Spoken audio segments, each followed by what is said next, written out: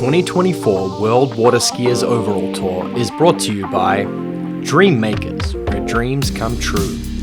Girl loves a sunset. Book your sunset cruise today. Centre Nautique. Visit Mont Tremblant Water Sports. And Postcard Girls. Live a good story. Hi, this is Gerald Wellen with WorldWaterSkiers. We're in Steileck, Austria, the first stop of the WorldWaterSkier Overall Tour. The Salmsee Cup, sponsored by Geschiel, is going to be an epic battle. We got 5 world champions, 2 national record holders, all vying for 6 spots into the finals. And I'm going to hand it over to Curtis. It was a record-breaking season last year, full of incredible performances, and if you missed it, here's what went down in 2023. Joel Poland reached new heights. The Brit ran 10.25, jumped over 70 meters, and tricked 12,000 points. The event, you break the world overall record. How are you feeling? Is that the record? Yeah. Are you serious? I don't even know how I feel right now. He went undefeated on the tour and topped it off with a world record at the tour final. Close on his heels was last year's breakout star Louis Duplan-Fribourg. Louis set a French national jump record at the opening stop, and after 4 consecutive second-place finishes behind Poland, he won gold at the World Championships last fall. How are we feeling? Amazing, man. New national French record. Oh, wow. PB. No way. I'm like speechless. One man who didn't feature last year was former tour champion Dorian Llewellyn. A busted ankle from a jump crash kept him on the sidelines through most of 2023. The Canadian will be fired up to make his comeback in 24. Throw in the mix guys like former world champ Martin Coleman, the male model from Milan Eduardo Marenzi, and the beleaguered Ukrainian Danilo Filchenko. The 2024 season will be another one for the history books. Hey, thanks, Curtis. That was an exciting season. Let's look how this year kicked off in the qualifying round. A special thanks to our presenting sponsor of the WWS Salmsee Cup, Geschiel, Die Ausstatter, creative solutions for all areas of interior design. I had a few hiccups in tolls. I was trying to go a bit faster than normal. I always kind of do that in a tournament. I don't know why. In practice, I always take one trick at a time. In tournament, I just go for it. So I was kind of rushing a bit and messed up a few tricks, but I got through them. So I think it will be just fine. Yeah, my first jump felt pretty good, really early, but I thought it was a good opener. I didn't have speed at the counter cut, but yeah, felt was a good opener. You know, watching Danilo go out and run 3 at 39 was a great score, and first event of the year, just grateful to get through 38 and get into 39. Didn't feel too bad today, like the conditions were pretty good. 38 wasn't the easiest pass for me, had to throw some bombs, but got through it, and yeah, 1.5 at 39, I'm pretty happy with that. Yeah, trick event didn't go as planned. Toe pass fell early, like they both felt a little different in practice. So I had to calm myself down for my second pass and just get to the end to get some points back, and that I did. It was a nice hand pass, slow, but everything good. It's tough. Now just gotta get it back into the jump event. So, I mean, obviously, we always want to go 70 plus meters. It's always pushing ourselves to the limit, and I'd like to go a lot further tomorrow. But given the circumstances, putting a score down and not having the pressure of knowing scores it might actually be really good. Like slalom didn't go as planned. Not as planned, but not that great. But so I was like, all right, it's like I go for it or I go home, because there's no in between. It kind of went the way I was sort of hoping. I wanted to jump further. I was on a really good pace for world record kind of stuff, and just down a handful of meters. But that's okay, everyone was down a little bit, so can't be too mad at myself. Jumped good, happy with it. Just some incredible skiing from the guys. 8 guys vying for 6 spots in the finals. What were some of the key points that you saw in the prelims? Danilo definitely stole the show. First off the dock, skiing in his first ever tour event, runs a big PB in slalom, and then backs it up by breaking 12,000 points for the first time to lead the trick event. I thought Dorian was impressive, his first tournament back from injury. We also had a really tight battle between Eduardo Marenzi and the young Austrian Alex Geschiel for that last spot in the final, coming right down to the wire. But right now, everyone is chasing Joel. Yeah, absolutely. He'll be tough to beat. It's finals time. First up, we have the slalom event. The slalom event is brought to us by Dream Makers Foundation, inspiring others to follow their dreams, whatever they may be. Okay, first up, we've got the Italian Edoardo Morenzi, slalom really well yesterday, equal PB, of course, running order based on overall performance, not slalom. And this guy, he has the drive, he has the ambition, he wants to be a professional water skier, makes easy work of this 11-meter pass to kick things off in the finals. Come back at 10.75. He got 4 yesterday. Needs to get deep down this pass to set the pace. Not a bad start on 1. Pulls up a little bit though. The boat's fighting him. He's in trouble here as he gets outside 3. I don't think 4 will be on the cards again today, but solid score to kick things off. 3 on the 10.75. You can see just a touch of frustration from him. He felt like with that start he could have got a little bit deeper down. Next up, Louis Duplon-Fribourg, the world overall champion. This guy can go toe-to-toe with anyone in the world in trick and jump, but slalom is his weakness. It didn't go super well for him yesterday, but already seems to be making his way through this 11-meter pass. Not the tidiest, not the most confident, but he gets a full 6 boys, and that is all you can really ask for.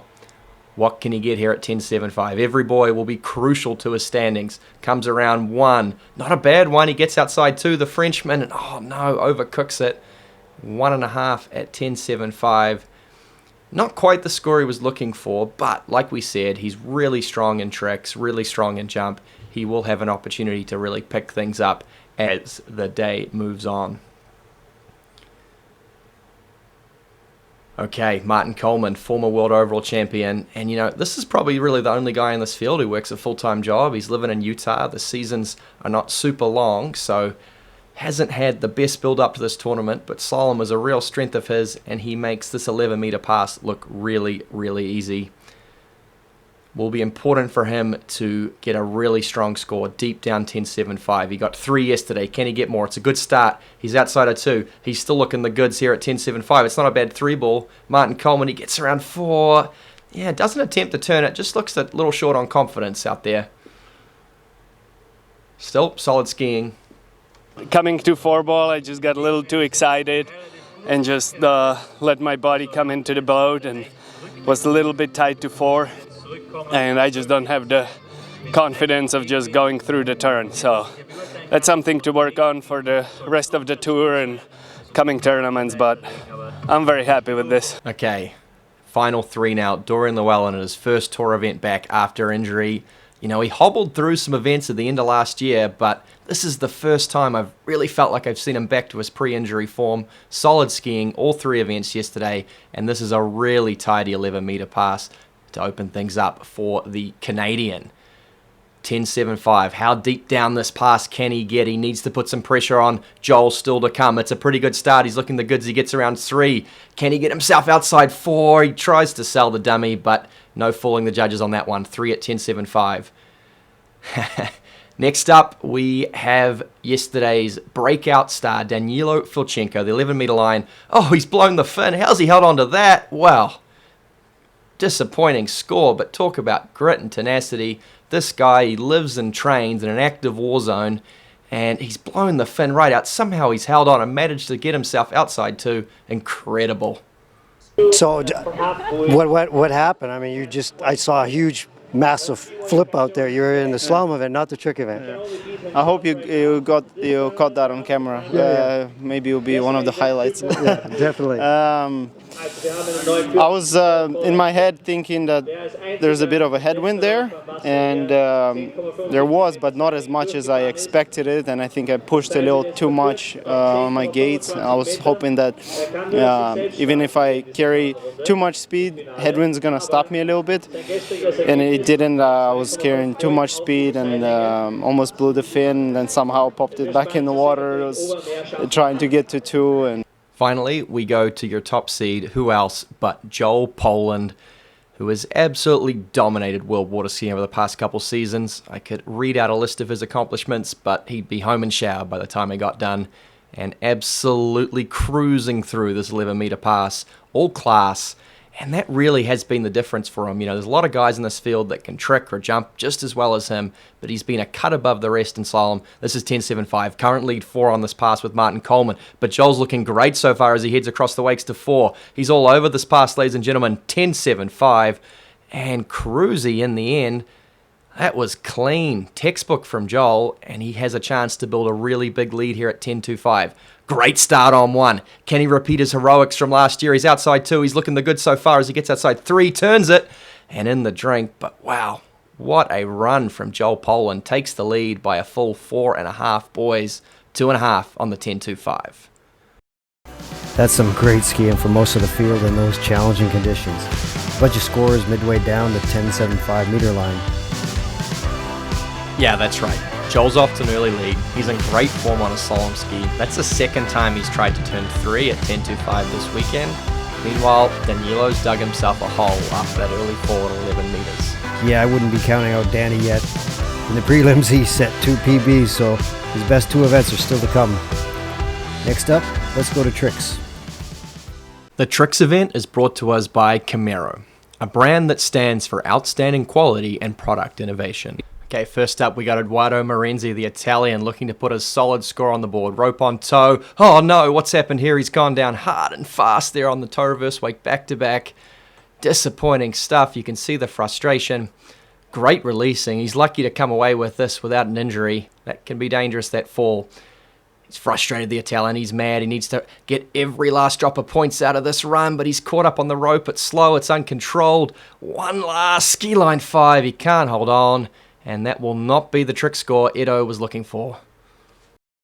I was just rushing. I was still mad from the toes. Like I wasn't like as clear-minded as yesterday after toes. I was just like really, really mad, and he just got to my head, and that's never good. So I just kind of try to delete that and go into a jump event, try to recover some points and see how it goes. Yeah, come back and jump jump solid. Yeah. See how it pans out. Yeah. Good luck. Thank you. All right. There you go, Curtis. Hard day. Yeah, thanks, Jarrett. Next up, we move to Louis Deplom-Fribourg, the strongest tricker in this field, and looking to pick up some valuable points here as he moves through this opening flip sequence. Really quick, really controlled, and he goes now over the line, the classic French run, mixing in ski lines with flips. He'll throw a flip here, stomps the landing, rapid fire, ski line 0, wake back to finish. And very slow opening pass from him as he moves now into toes. This is really the stronger of his 2 disciplines. He is the strongest toe tricker in this field by quite a bit. And just gets caught up a bit there on the toe back-to-back. He's lost some time. We'll look to make it up here as he motors through these surface turns. This is his real strength, the toe lines. Toe line step back. He'll have a couple back-to-backs. This is really good here from Louis as he winds up for the toe line 5, but unfortunately goes down on a toe slide. Now we go to the veteran in the field, Martin Coleman, looking to see if he can't stake his claim on the podium in this event. Tricked very well qualifying, looks to be backing it up today as he goes into a super mob. Wow, flipping over the line. Haven't seen that before from Martin. Couple ski lines, balks out of that one. Looks to be just losing rhythm a little bit, and that will not be the finish he was looking for. You can see the frustration from him out there. Dorian Llewellyn in his comeback tournament, looking good as he moves through the toe steps. Comes in for the toe line back-to-back, gets caught up on the rope, but still finishing a solid toe pass there is the Canadian. Yeah, you can see just shaking off a little bit and into the hands. Uses as sort of light springy frame to his advantage as he pops off the wake, moving through this flip sequence. Dorian Llewellyn looking good so far, looking to post a score. He's on target for over 11,000 points. Beautiful pop and rotation on these ski lines. And almost losing it there, but in the end, a solid finish for him. Yep, you can see how excited he is to be back at high-level competitive water skiing. But this man, well, he really stole headlines yesterday with tricking 12K for the first time and moving through his hand sequence. He looks on target to do it just again. This is very fast from Danilo. What a start as he goes over the line. Beautiful line control honed for years on cable. And looks to be another stand-up pass from him. One more trick to finish. Beautiful skiing there from Danilo. Coming in rope on toe. Can he back it up here like he did so well yesterday? He's a little bit off balance here as he moves through his toe surface turns. Wrapping into the line. Oh, jeez. Pulling himself up. What a recovery here from Danilo. And he almost goes down again. Wow. He's like a cat. He's used up a few of his 9 lives. He will have lost some time, but boy, is he still throwing everything at it. Beautiful toe step sequence to finish. And unfortunately just losing those last few tricks, and that will cost him. Okay, Joel Poland, your top seed. Doesn't need too much here. Doesn't have to be too flashy. Just needs to get 2 solid runs on the board, and he will go into jump with a hefty buffer. This is looking good so far here from the Brit. He goes over the line now. These are the high-scoring toe lines. Beautiful toe line 5. Full twisting back-to-backs to finish. Just caught up on the wake there a bit on the N1, but solid toe pass from him. Now he moves into his flips. He is one of the most exciting and creative flippers in the business. As he moves through his flip sequence, here comes the big one, the Super Mob 5, full twisting 540 over the rope, and follows it up with a ski line 540. 1 or 2 more tricks, and you'd have to say he well and truly has the lead in this event. Really solid tricking from him. Did what he needed to do out there in the conditions. Oh, look, here he comes into the ramp. Oh, throws a flip off the ramp at the end just for show. What a showman, Joel Poland. Well, that's a pretty solid run. You banged that out. Yeah, the score's a little higher than I thought it was going to be. I think I got 11.6, and not gonna lie, I went a touch slower and like easier. Just no one was doing anything crazy, and it's just like I said yesterday, like don't mess up more than anything. So maybe a touch reserved, but hey, like I'm pretty happy with that. Stood up. That's a game of overall, right? Stand up. So There you go, another great round of tricks. 3 skiers over 11,000 points. Looks like our podium is starting to take shape, Curtis. Yeah, definitely. Unfortunately, Edo and Danny have pretty much ruled themselves out of contention. There is nothing separating 2nd through 4th place right now. Meanwhile, you got Joel sitting on a perfect 2,000 points after Solomon trick. He's going to be tough to catch, currently on world record pace. Yeah, that's for sure, Curtis. The battle's going to continue, and overall, that's the way we like it. Anything can happen, so let's get on to jump. The jump event is brought to us by Girl Loves a Sunset, luxury yacht charters specializing in sunset cruises. Okay, Edoardo Morenzi, the Italian, it's not been his day. He's chasing redemption here on 3rd and final jump. Not a bad approach here. Yeah, just not enough speed really, and that will not be a score to put the pressure on the boys still to come. Next up though is Louis de Plum-Freiburg. He is right in this race. He will set the pace, the mark for the rest to challenge. This looks to be a really aggressive approach here from the Frenchman. He's got a great deal of speed. He comes off it well, floats down the lake. That's a great opening jump. That's going to challenge the scores we saw from Poland yesterday. 62.6 it was. He's trying to see if he can't just eke out a little bit more here on 3rd and final. Louis, what has he got in store? It's another aggressive approach. He comes in, misses the kick. 62.6 will remain his biggest. We'll see the result, but as long as I am happy with what I did, that's good. I did the job. Are you excited about the whole season? Yeah, so excited. Because for me, like the season's starting now, right? Just like we had like master earlier in the year, but that was like the big main tour, and then like all the big tournaments are coming like now. So yeah, I'm excited, and yeah, I'm just like excited for the next one, and just like I want more. Martin Coleman, because he was effectively tied with Louis after Solomon tricks, it is a straight jump off. He has to outjump Louis 62.6 to take the lead in this event. Comes in jump number 1. Pretty conservative approach. Can he get his legs? Yeah, not quite getting everything out of the ramp, and that will not be far enough. He's got one last roll of the dice here. Needs to eke out a few more meters if he's going to take the lead in this event. Martin Coleman, what has he got for us? This looks to be a similar spot. I'm not sure he's going to have the speed. Can he kick it? That's much better ramp work. I'm still not sure it's far enough. Dorian Llewellyn now. 60.6 meters he needs to take the lead in this event. He had a buffer after Solomon tricks. He's fighting into that strong head breeze. The Canadian has his signature ramp work. I don't know if he has the speed, though. He comes off it. It's beautiful. Floors down the lake. But I don't think it's far enough. So one last chance. He needs just a meter or two further, and he will take the lead in this event.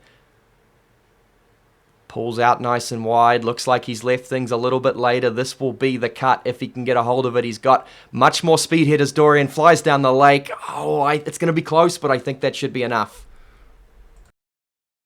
Well, good round. I just heard that you just pulled ahead of Louis, only roughly about 20 points. That's pretty close. Yeah, no, it made it a bit closer at the end than I wanted to.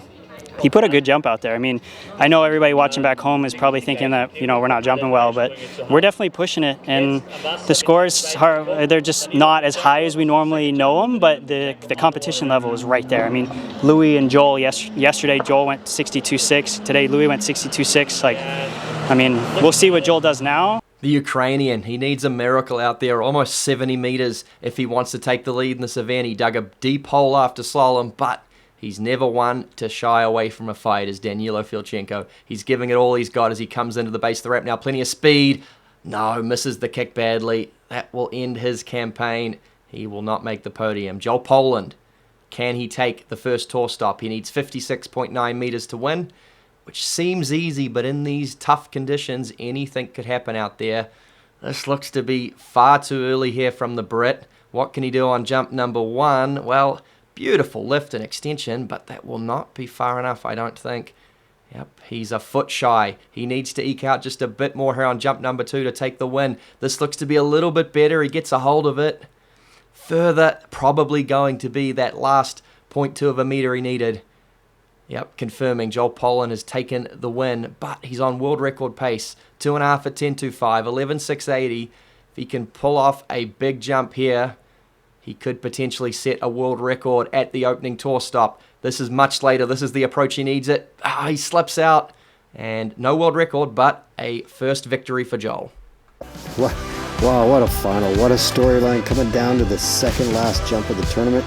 We knew Joel was going to be tough with all the tournaments under his belt so far this season. He definitely looks strong, Curtis, making him the skier to catch. That's right, but really promising signs from the rest of the field. Dorian showed he's back in world-class form across all 3 events. Louis had the biggest jump in the final. When he clicks the Solomon trick, he will be a real contender. These guys are putting some serious pressure on Joel. Now, let's check in with your event winner. Hey, like, it worked out. Thank God, because I was really holding my breath for a second. I'm like, no way did I just do that. But yeah, worked out, happy. Yeah, good start of the season. You've had a lot of tournaments. You definitely look, compared to the other guys, you've had a lot of tournaments under your belt. You look seasoned, you look strong. Yeah, it's been a lot of tournaments so far. Like, we've got to be close to like 10 so far this year.